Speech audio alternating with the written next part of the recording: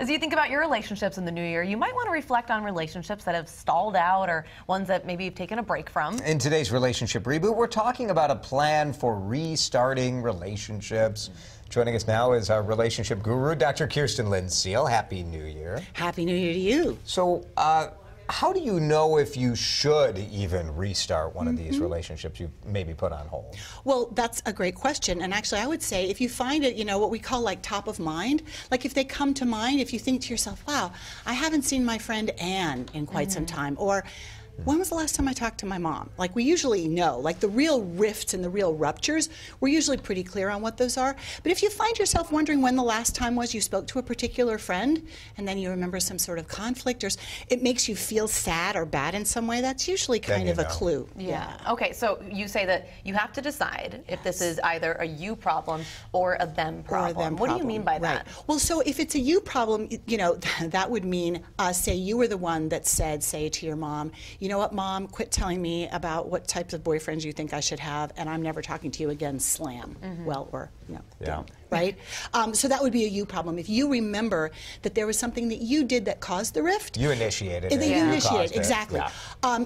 You may not be willing to admit that you caused it, but you can at least admit you initiated it. I mean, and the truth is actually, so dividing things into you and them. So a them problem is when somebody did something that made you really angry, like you actually may think that it was your mom's fault. Got it. Right? Okay. So they kind of blend in together, right? But really thinking, this is why time can be so helpful, right? Yeah. So after some months have passed, maybe thinking, wow, I wonder if maybe I overreacted, I spoke sharply. So it's a me problem. I want to reignite things. What do I do? So the first thing you have to do is figure out how to reach out, right?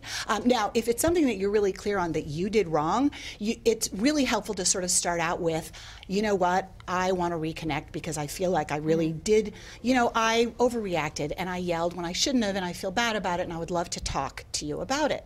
Kind of just starting with that conversation, exactly. Opening up the way exactly. to go. If it is on them, but you still find that you want to repair that relationship and move forward, how can you do that without saying, hey, you messed this up. You messed this up. I didn't do anything wrong. That doesn't sound like it'll work. No, please fix this now.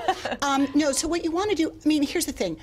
Opening up and becoming vulnerable is kind of like a baseline for doing this kind of relationship repair, right? So, and that means putting yourself out there. So even if it was something that they did that you found really, intolerable, or at the time, and now you're thinking, I really miss them and I want to reconnect, just say that, we had a tiff, we had a conflict, I really miss you, I want to reconnect, can we talk about it?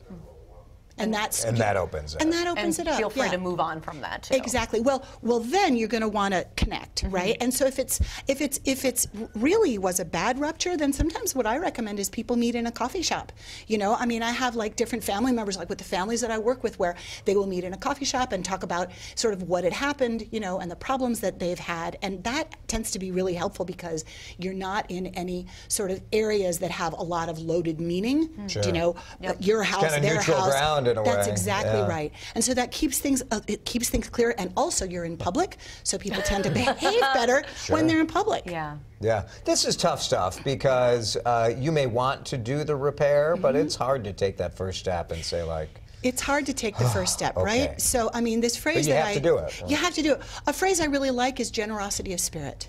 When we just think, like, what's the priority? If the priority is reconnecting and see if you can rekindle that relationship, then that actually can really help move things along.